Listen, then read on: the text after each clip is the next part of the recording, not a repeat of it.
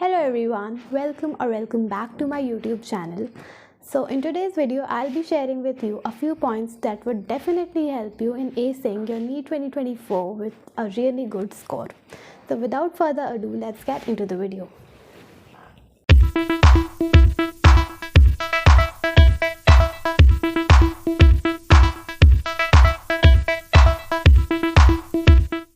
We will basically be dealing with what should be our plan and the basic strategy to crack NEET in the last 3 months, because अब आपके पास you are only left with 3 months, that is Feb, March and April. May में you have your exam. तो basically हम month wise strategy plan करेंगे कि हमें कौन से मंथ में क्या करना है, कौन से चैप्टर्स स्टार्ट करने हैं एंड क्या बेसिक चीज़ें हैं जो आप लास्ट में कर सकते हैं that would help improvise your score. ठीक है. बेसिकली हम दोनों के लिए बात करेंगे यहाँ पे, ड्रॉपर्स के लिए भी एंड फ्रेशर्स के लिए भी. So stay tuned till the end. ठीक है. सबसे पहले let's discuss about the month February. ठीक है. फेब्रवरी में what you have to do is touch the untouched topics, that is backlogs cover करने हैं आपको, बैकलॉग्स क्लियर करने हैं आपको. जितने भी आपके 11th या 12th के बैकलॉग्स हैं वो आपको फेब के मंथ में क्लियर कर देने हैं, कुछ भी हो जाए. अब बात करते हैं अगर हम फ्रेशर्स की, तो फ्रेशर्स के लिए हमारे जो बोर्ड एग्ज़ाम्स हैं वो भी हमारे फेब में ही हैं. ठीक है. As I can see 22 Feb को इंग्लिश का एग्ज़ाम है, 27 को chemistry, 4th March they have there physics and 19th March is biology.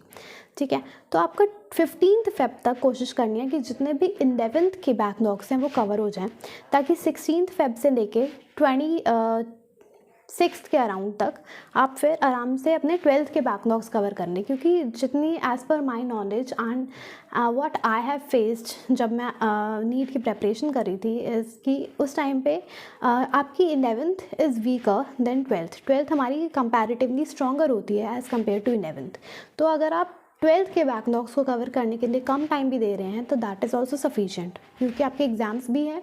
तो 15th फेब तक जितने भी फ्रेशर्स हैं उनको अपने बैकलॉग्स 11th के कवर कर लेने हैं. अगर आप अभी से स्टार्ट कर रहे हैं तो आपके पास you have around a month, that is enough. ठीक है. उसके अलावा 12th में जितने भी आपके बैकलॉग्स हैं आपके पास उसके लिए 10 डेज़ का टाइम है.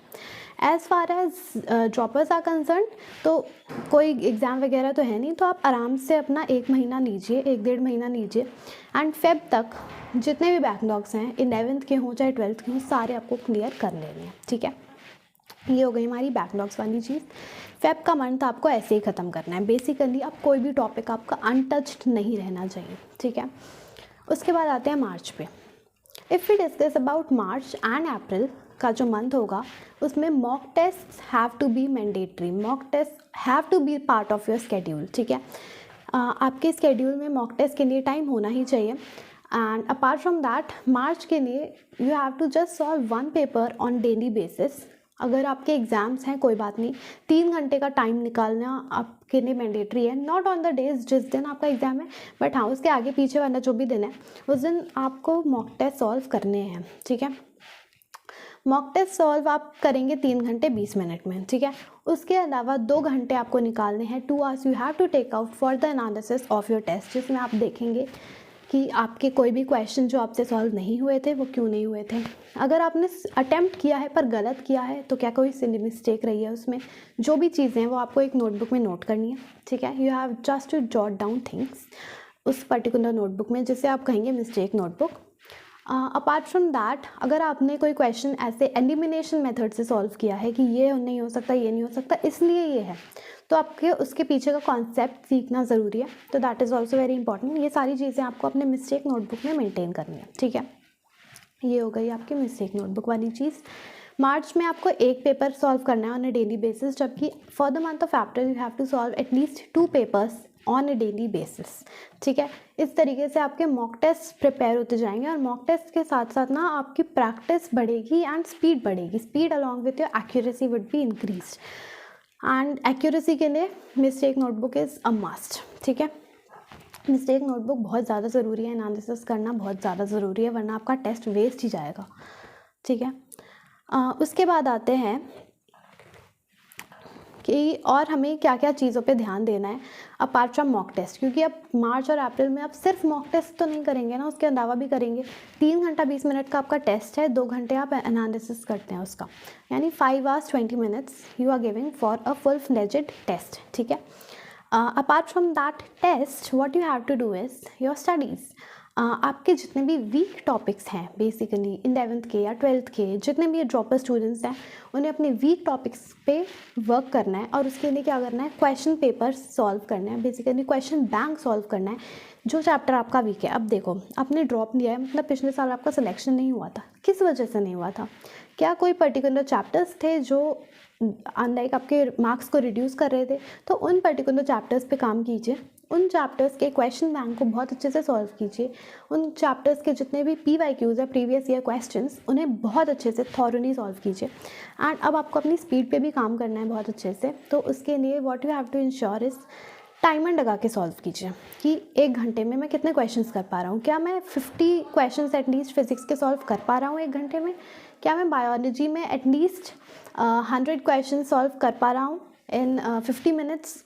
एटलीस्ट इतना तो होना ही चाहिए, ठीक है। इस तरीके से आपको सॉल्व करनी है चीज़ें, ठीक है। उसके अलावा अब हम बात कर लेते हैं कि जितने भी हमारे फ्रेशर्स वाले स्टूडेंट्स हैं उन्हें कैसे करना है, क्योंकि बोर्ड्स को भी मैनेज करना है अलॉन्ग विद देयर नीट। तो फरवरी के मंथ में टिल 15 Feb आपको मैंने ये चीज़ बता दी कि बैकलॉग्स आपको कवर करने हैं 11th के, उसके बाद आपके 12th के बैकलॉग्स कवर होंगे, ठीक है। फिर जब मार्च का मंथ आएगा तो उसमें आपके जो भी एग्ज़ाम्स हैं, एग्ज़ाम में जो जो चैप्टर्स आ रहे हैं ना, जो फॉर एग्जांपल फिज़िक्स आपने उठाया, अब फिज़िक्स में आपके 12th के चैप्टर्स आ रहे हैं, तो उन चैप्टर्स में आप कोशिश कीजिए, लाइक मैक्सिमम कोशिश कीजिए कि जितने भी आपके क्वेश्चंस हैं, अब आपने जैसे कि मॉड्यूल सॉल्व किया है कोई पर्टिकुलर, ठीक है, तो उसमें आई एम श्योर कि अभी तक आपके पास मार्क्ड क्वेश्चंस तो होंगे कि ये पर्टिकुलर क्वेश्चंस हमसे सॉल्व नहीं हुए थे when I solve the questions for once और फॉर ट्वाइस, ठीक है। तो उन पर्टिकुलर क्वेश्चंस को आपको सॉल्व करना है and along with that what you have to do is previous year question सारे सॉल्व करके जाइए, एटलीस्ट फॉर 15 to 20 ईयर्स के क्वेश्चंस जो दिए रहते हैं वो आपको सॉल्व करने हैं, ठीक है। PYQs करके जाइएगा बोर्ड एग्ज़ाम देने से पहले, that is very very important, ठीक है। अलॉन्ग विद दैट ये हो गया आपका, इससे आपकी पूरी 12th कवर हो जाएगी, क्योंकि 12th के चैप्टर्स आपके आ रहे हैं बोर्ड्स में, और अगर आप उसके क्वेश्चन बैंक सॉल्व कर ले रहे हैं तो आपका नीट वाला पार्ट भी क्लियर हो जाएगा, ठीक है। उसके बाद आपके बोर्ड्स जब ख़त्म हो जाएंगे ऑन 19th March, ठीक है, बायोलॉजी का पेपर लास्ट, उसके बाद जो आपके पास टाइम रहेगा ऑलमोस्ट 10 days आपके पास रहेंगे मार्च में, एंड देन अप्रैल का मंथ, उसमें आपके जितने भी वीक चैप्टर्स थे वो आपको उनके क्वेश्चन सॉल्व करने हैं, उनके PYQ सॉल्व करने हैं, उनके क्वेश्चन सॉल्व करने हैं, ठीक है, बहुत अच्छे तरीके से सॉल्व करने हैं। अब हम आते हैं इस चीज़ पर कि जो हमने फेब में टॉपिक्स उठाए थे, अनटच्ड टॉपिक्स उठाए थे, उन्हें हमें कवर कैसे करना है, ठीक है। तो सब्जेक्ट वाइज मैं बात करती हूँ। बायोलॉजी के लिए अगर मैं बात करूँ तो उसमें आपको सबसे पहले जो अप्रोच करना है दैट इज़ NCERT को अप्रोच करेंगे आप, और उसके बाद आपको उसके क्वेश्चन बैंक सॉल्व करने हैं। क्वेश्चन बैंक में आप PYQs भी सॉल्व करेंगे, नॉर्मल क्वेश्चंस भी सॉल्व करेंगे from whichever book you are solving starting से, ठीक है, उसी से आपको सॉल्व करनी है। MTG करिए, वो करिए, अगर आपने मॉड्यूल सॉल्व किया है तो मॉड्यूल को वापस से सॉल्व करिए, ठीक है। फिज़िक्स की बात करें अगर हम, तो फिज़िक्स में अगर आपने कोई टॉपिक या कोई चैप्टर नहीं पढ़ा है अभी तक, तो आप एक चीज़ तो ये कर सकते हैं कि अपने कोचिंग के जो नोट्स बने हुए हैं उनको पढ़िए और फिर आप क्वेश्चन सॉल्व कीजिए। अदरवाइज़ अगर आपको वो चीज़ समझ नहीं आ रही है नोट से, तो go with that thing. Online lectures पड़े होते हैं यूट्यूब पे, किसी भी अच्छे एजुकेटर की लेक्चर्स उठाइए, just go through it and solve the question paper, I mean solve the question bank, ठीक है। अब कौन सा है वो एजुकेटर, वो आप पे डिपेंड करता है, आपने स्टार्टिंग से जिससे भी पढ़ा है, जिसका भी आपको समझ आता है, आप उससे पढ़ सकते हैं, ठीक है। केमिस्ट्री की बात करें तो we have divided into 3 parts, physical, inorganic, organic. Physical में आपको फिजिक्स वाला अप्रोच रखना है, सेम अप्रोच, पहले लेक्चर लगाओ या फिर नोट्स देखो and after that just go through the question bank. And inorganic and organic में आपको बायो वाला अप्रोच रखना है, दैट इज़ NCERT रीड करो एंड देन क्वेश्चन बैंक, ठीक है। तो इस तरीके से आपको सब्जेक्ट वाइज सारी चीज़ें अप्रोच करनी है। इस तरीके से आपको सारी चीज़ें प्लान आउट करके अगर आप कर रहे हैं ना, then nobody can stop you. बहुत ज़्यादा सिलेबस नहीं है, सिलेबस ऑलरेडी रिड्यूस हो चुका है, भले ही कॉम्पिटिशन ज़्यादा है, बट अगर आप सही क्वेश्चन मार्क करके आते हैं तो nobody can defeat you. All the very best for your exams. बहुत अच्छे से आपको देना है एंड अभी आपके पास काफ़ी टाइम है, 3.5 months are enough for your preparation, ठीक है। और फ्रॉम ज़ीरो तो कुछ होता ही नहीं है, लाइक पीपल आस्क कि if we have done nothing, ऐसा नहीं हो सकता। आपने 11th-12th में तो एटलीस्ट सिलेबस एक बार पढ़ा है ना, तो कुछ तो आता होगा, ठीक है। तो आपको अपनी चीज़ों को स्ट्रॉन्ग करना है, जितना मैक्सिमम आप मार्क्स एस कर सकते हैं वो आपको अपना मैक्सिमम दे के, मैक्सिमम इनपुट दे के मैक्सिमम आउटपुट देना है। So all the very best, thank you for watching this video, bye.